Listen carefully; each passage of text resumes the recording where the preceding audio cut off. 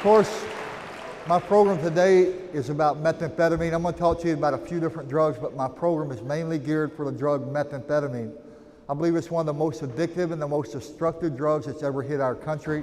Meth goes by many different names. They call it crank, crystal, ice, speed, go fast, and many more nicknames we've given it. It really depends on what part of the United States you live in, depends on what we call it.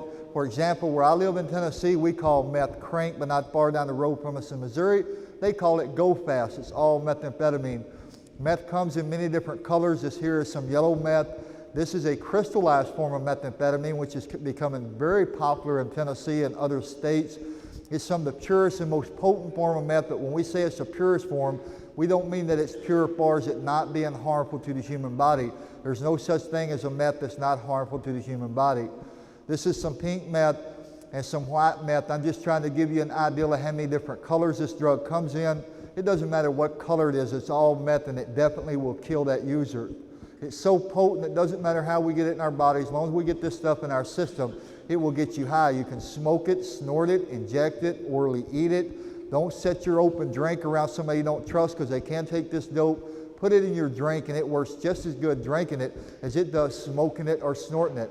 Smoking it seems to be one of the most popular ways that people use it. This girl here is smoking with a glass pipe. They usually get those from the little rose jars like this one that they get by in a convenience store. Also, that people will use a regular light bulb just out of a regular lamp and turn that into a glass pipe. Where I live in Northwest Tennessee, they usually smoke their meth on a piece of tin foil, just like this guy's doing. Shooting meth up with a needle is probably the second most popular way that people use it in the United States. And as you can see, this guy here is definitely killing himself by putting that needle in his arm. And more than likely, if he hasn't stopped shooting up by now, he's probably dead, because this is a pretty old photo. It seems like people start out either snorting it or smoking it, then they move to eating it and then to shooting up. It don't always work that pattern, but that's one of the most general patterns that we do see with users as they progress. One of the problems we have with meth spreading across the United States like it has is because it's so easy to manufacture. You can go to about any local hardware store, get most of the chemicals that you need to make it, the main ingredient being in cold medicine, plus the internet has helped spread the problem. There's recipes on the internet on how to manufacture meth. We call it cooking meth, but a lot of them recipes are wrong. They either got steps missing or steps that are backwards. And when you got young people dealing with these kind of explosive chemicals, they need to make sure they have all them steps right, or they'll end up like this guy. He blowed himself up in his home. Here's another one that blowed himself up, and another one.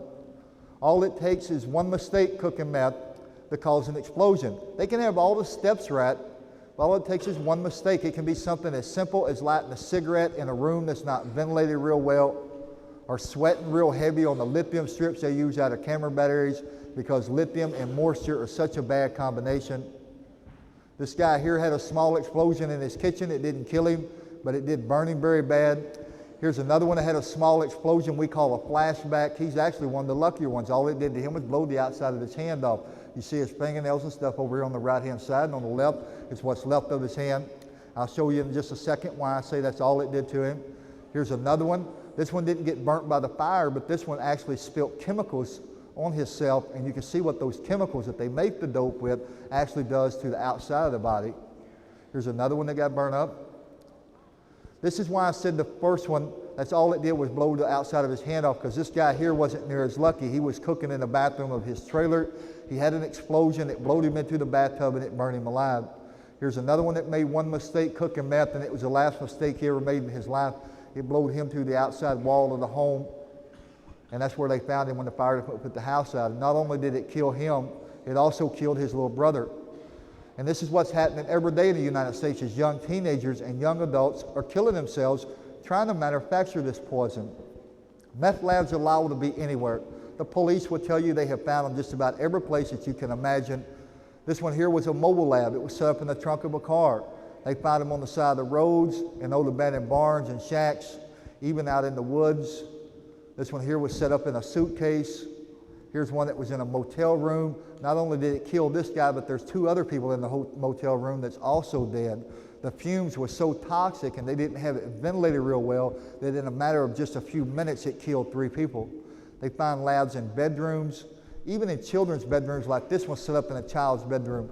I believe any children living in a home where there's heavy meth use, not just in manufacturing, but heavy use like my children had to live, are being abused either by neglect or so many times physical abuse. Tennessee has been devastated by meth. A year ago, we ranked number 2 in the United States for manufacturing this poison. In one hospital at Nashville, they averaged 4 to 5 burn cases a week because of meth labs exploding. This young lady here is from Tennessee, and as you can see, she's very lucky she lived through the blast. So many times, though, it's the small children who pay that ultimate price. This little boy here was trapped in the home where the parents was cooking meth. When it exploded, the blast hit him right in the face. It didn't kill him. He's still alive, but he will be scarred for the rest of his life because of his parents' bad decisions to cook that poison in the home with this baby. Our child abuse here in Tennessee has went up over 500% over the last decade because of methamphetamine abuse. And you can expect that in any area this drug comes in contact with, child abuse is going to skyrocket. Abuse towards women are going to go up. Actually, every aspect of crime is going to go up in the neighborhood when methamphetamine comes in that neighborhood. I'll give you an example of the abuse towards women. A year ago, when I was in Wisconsin, in that county, a year and a half before meth hit their county, they had 7 sexual assaults against young women. In a matter of a year and a half after meth became heavily used in their county, sexual assaults against young women went from 7 to 21. It tripled in a year and a half because of meth abuse. This child here, the dad said he spilt bleach on himself. Regular bleach he washed clothes with.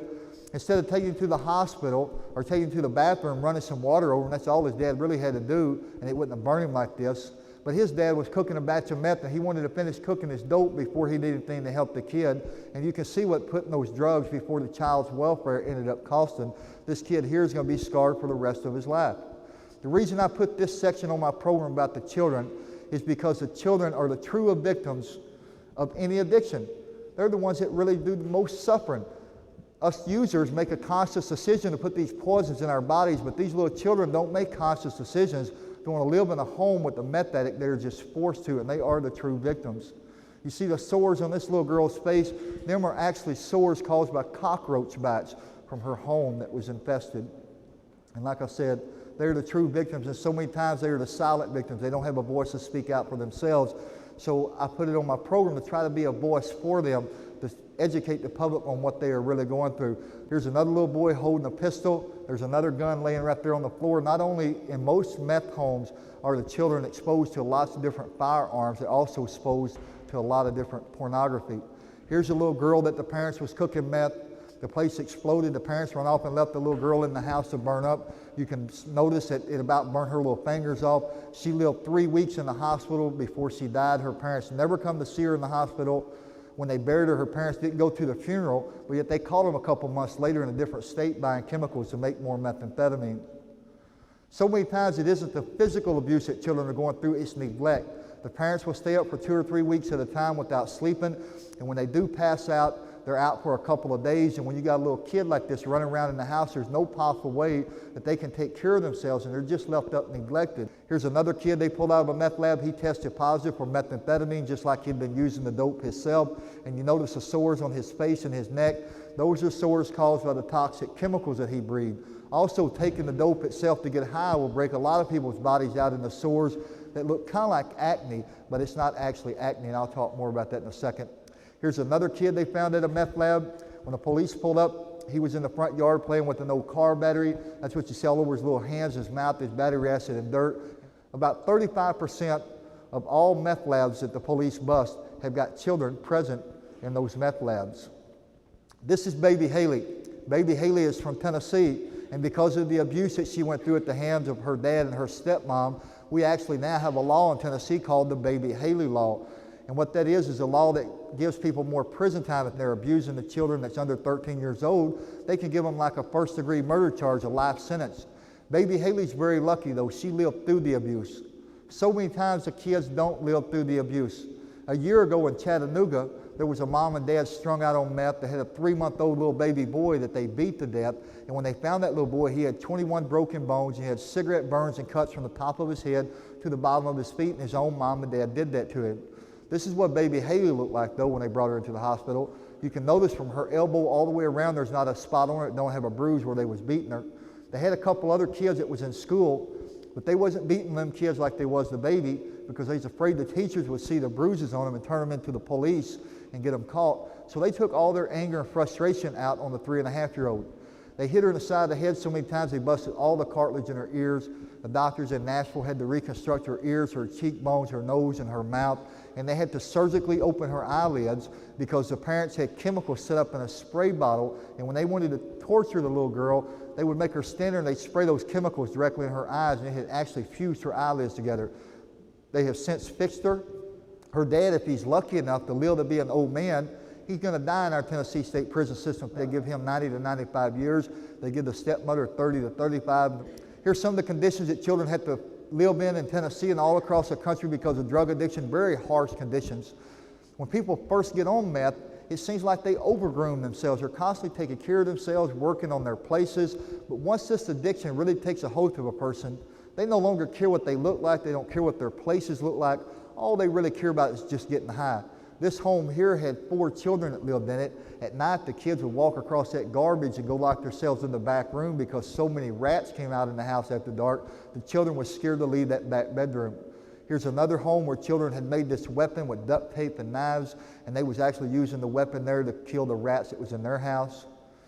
Here's another home where children were sleeping on this old mattress. The only problem was the users in the home was hiding their used needles up under the mattress where the baby slept.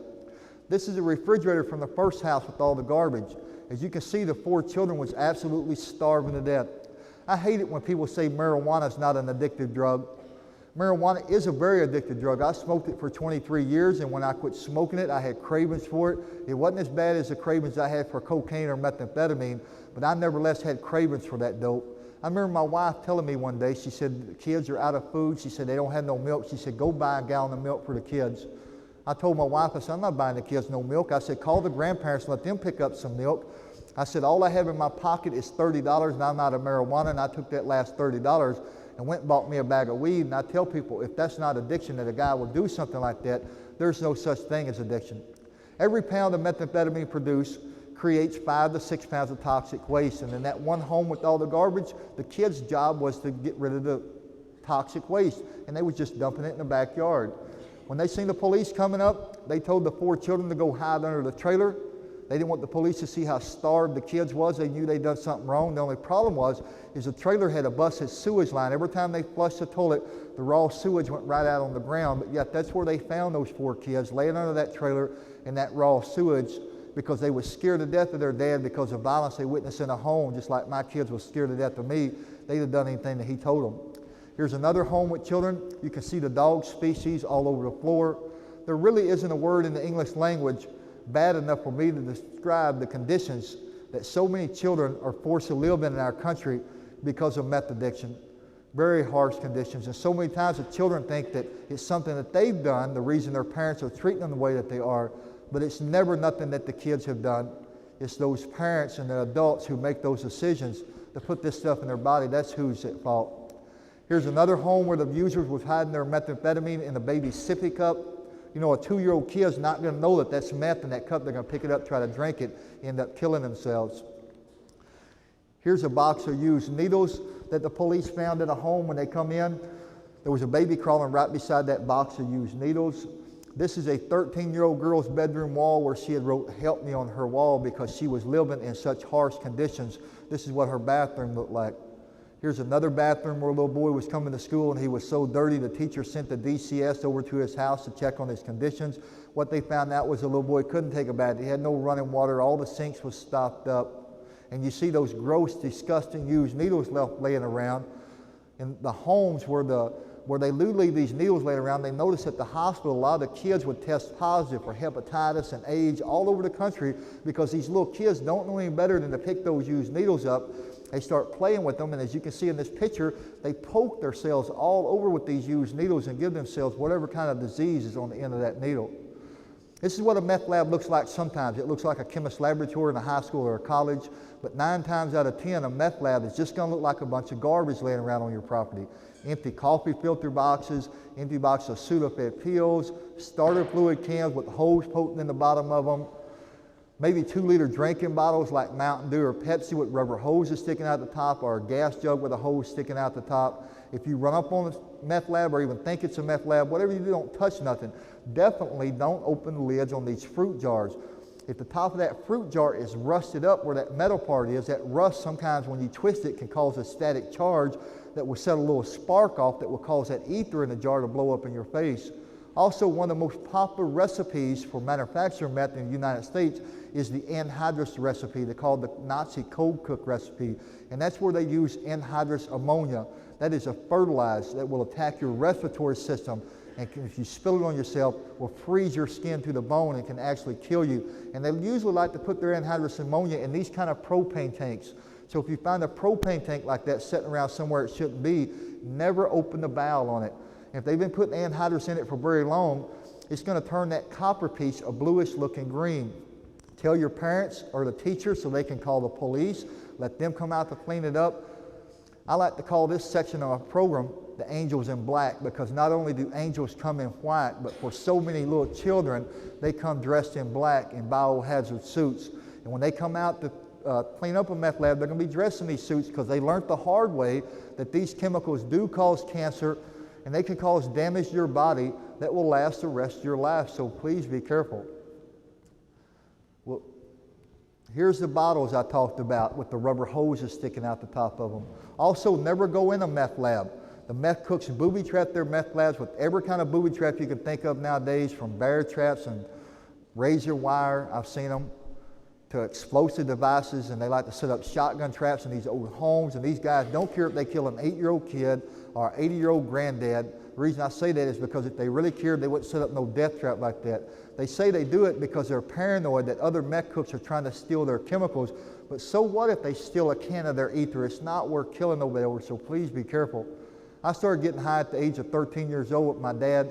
That's me shooting a basketball. I didn't actually see my dad from the time I was 5 till I was about 12, but when I started visiting him, I started getting high with him. I don't blame my dad, though, for nothing that's happened to me.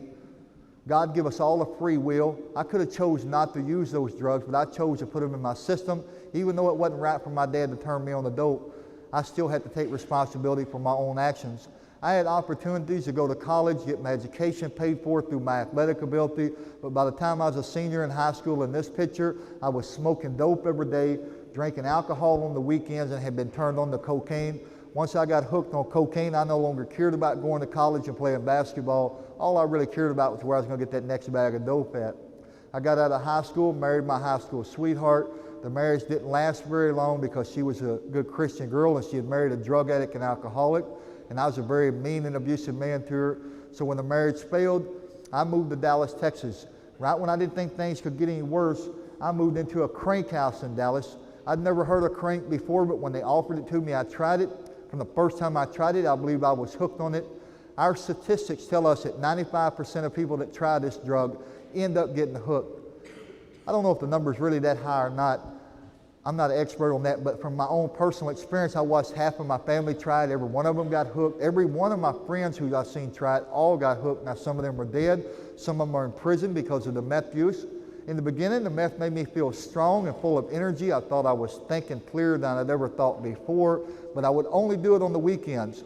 I watched other people in the crank house stay up for a week at a time. They talked about hallucinating. They acted weird. And I remember thinking back then at 21 years old, I thought, man, I'm never going to let that dope control me like these old guys let it control them. But nobody controls this drug. I don't care who they are. It always ends up controlling that user. I left Texas and come back to Tennessee, and a few years later met my second wife, Amy, and got her pregnant. Instead of marrying her, taking care of her and the baby like a man's supposed to do, I was a dope dealer. For 23 years, I was on drugs, and for 20, I grew and sold marijuana, and it was harvest time. I had 25 pounds of pot. I told her I was going to take it to Tulsa, Oklahoma to sell it, make me some fast, easy money. I'd be back in a couple of months. I thought I'd marry her then. That's what I used to would have told you all, that you could make fast, easy money selling dope for me. But the truth is, there's no fast, easy money selling dope. I have never known anybody personally that gotten rich from selling drugs. Most people I knew were just like me. They sold drugs just to support their own drug habit. I made it to Oklahoma. I wasn't out there 3 weeks before the police raided my house and sent me to McAlester, Oklahoma State Prison. I got 2 years for intent to distribute, 2 years on the no tax stamp law. Instead of being 2 months when I got back home, it was almost 2 years later. This is a picture of me when I got back. My daughter had been born. That's her sitting in my lap. She was just fixing to turn 2 years old. I married her mother, and about a year later is when meth hit Tennessee real heavy. I got back to using. I no longer just do it a couple of days. I started staying up 4 and 5 days, and I got to hallucinating. I started seeing what we call shadow people. That's one of the most common things for meth users to see. And one thing that I've always found very weird about meth is a meth user can be in California or Oregon or Tennessee. We hallucinate a lot of the same stuff. In the beginning, I would see movement out the corner of my eye, I would turn and look, it'd be nothing there. But as my addiction got worse, I could be in front of this many people, and if I was strung out, I could watch shadows walking around the room, seeing all kinds of other weird stuff. My wife started trying to get me to quit, not because I was seeing things, but because I was becoming more mean and violent toward her and other people in the community. But I got to thinking, instead of me quitting, I need to get her using with me. I thought if I can get her to using with me, she'll quit nagging me all the time about wanting me to quit. I can use all I want to use. Plus, most of us men know if we get young girls hooked on drugs like cocaine or methamphetamine, we can use and abuse that girl, and she'll take that abuse because she'll have a dependency on us. I started telling my wife she ought to try it. This stuff would make her feel good. It wasn't as bad as everybody said. She talked about wanting to lose weight. I said, meth will help you lose weight, and it will. It's an appetite suppressant, but what it'll do is absolutely starve you to death. But yet hundreds of women in the United States get hooked on this drug every year because they want to try to use it as a weight control drug. And they end up, what it ends up losing is their homes and their lives usually. But if you tell somebody enough times that it's not going to hurt them, it's only going to make them feel better, most people are going to try it. My wife tried it. From the first time she tried it, she believed she was hooked. That's when my kids got to suffering the most. Because before, they always had their mother to take care of them when I was locked up in the back room using drugs, doing dope deals. But now I got their mother locked up back here with me. I would have told you a few years ago, though, that I thought I was a good dad.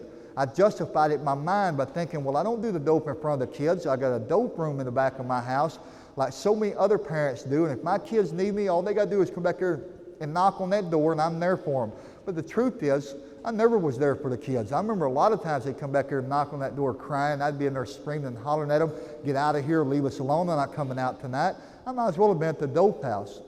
You know, if you ask my oldest kids what they remember about the years of me and their mother using drugs, my kids will tell you that it seemed like that we fought every day. I heard my daughter tell a TV reporter that one day in an interview. She said they fought every day. I come home one day, got in a fight with my wife and slapped her in the face like I'd done so many other times when I would lose my temper on this dope. But this time I reached under the bed and grabbed a 12-gauge shotgun and slammed it to her forehead and pulled the trigger, threatening to kill her. She called the police. She normally didn't call the police. I had always told my wife, you keep our business in our family. I'd tell her stuff like the police don't care nothing about helping you anyways, and how ridiculous that is.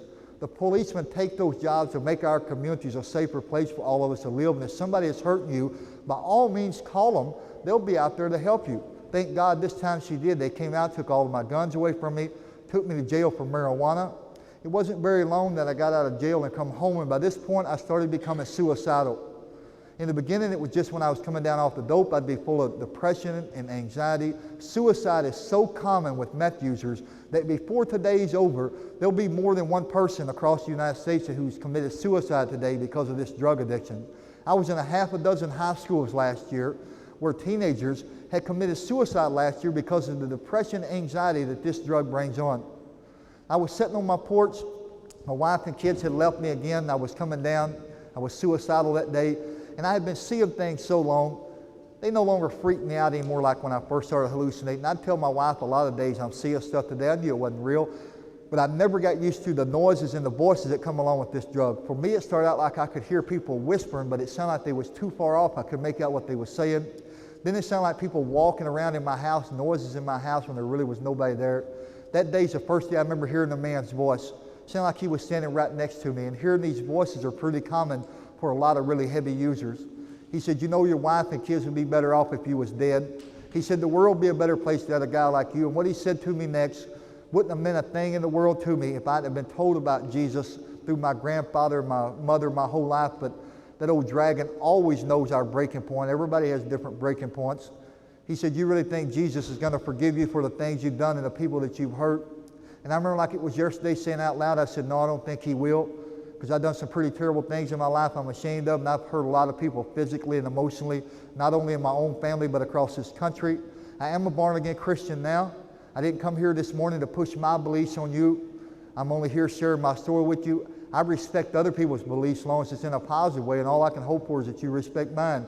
I got up out of my chair that day, went to my barn, tied a rope up in my barn, fixing to hang myself, and about that time my sister pulled up.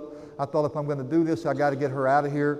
I sent her to town to buy me some stuff, and before her car got going down the road good, I had that rope around my neck and was stepping off my riding lawnmower. As it started choking me and hurting, I tried to grab the rafters and I couldn't reach them. I tried to get my foot back up on the mower, but it was too late to change my mind. In a matter of seconds, I was unconscious. When I woke up, my sister had found me. The rope had burnt and cut me from ear to ear. It took me about a week to get to where I could swallow again, but I was still alive. The rope had broken too.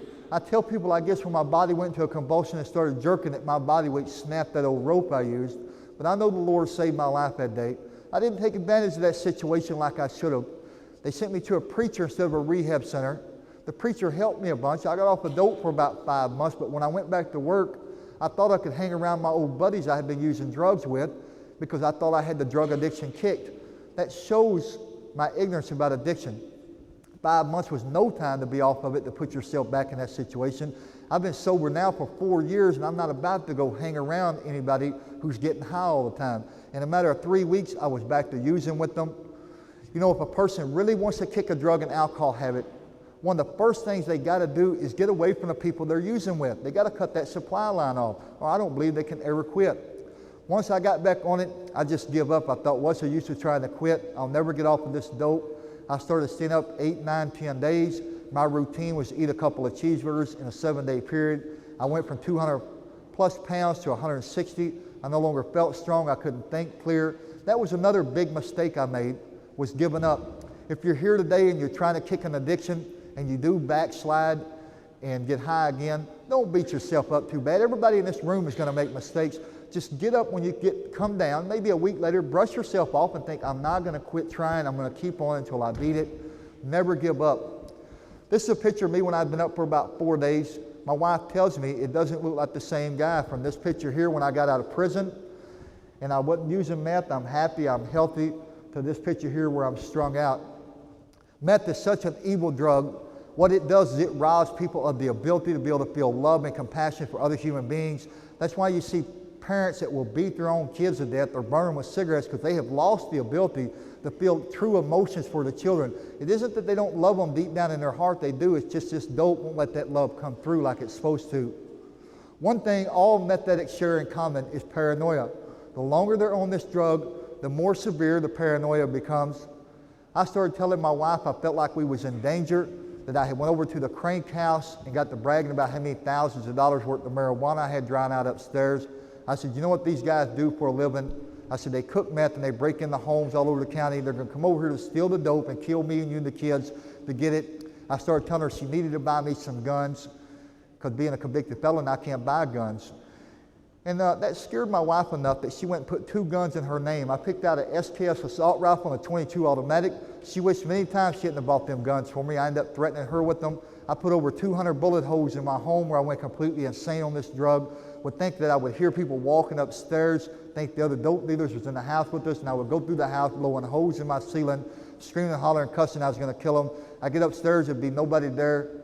My wife and kids would tell me they didn't hear nobody, but I was so convinced somebody was up there, I started accusing my wife of being in with them.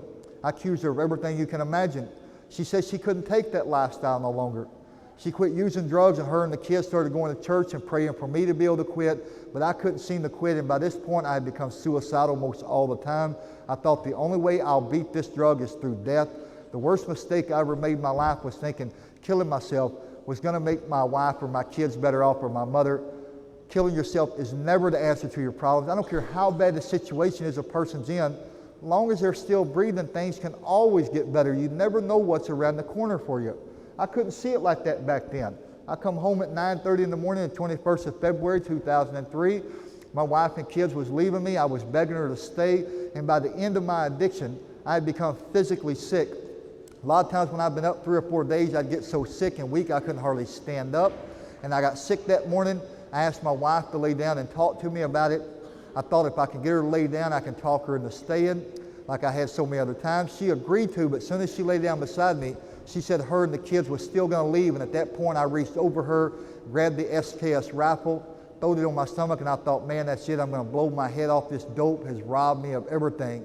She screamed and reached over to grab the gun out from under my chin. Before she could grab it, I pulled the trigger, and the bullet went in me right here and come out between my eyes, breaking every bone in my face except my left eye socket, blowing my nose off, most of my teeth out. It blowed teeth and bone into my wife's right arm that they had to dig out later. But the doctors at Nashville said they think that's what saved my life, is somehow that bullet blast blowed the bone fragments out away from me. If it had blowed half of them back in toward me, it drove them through my brain and killed me.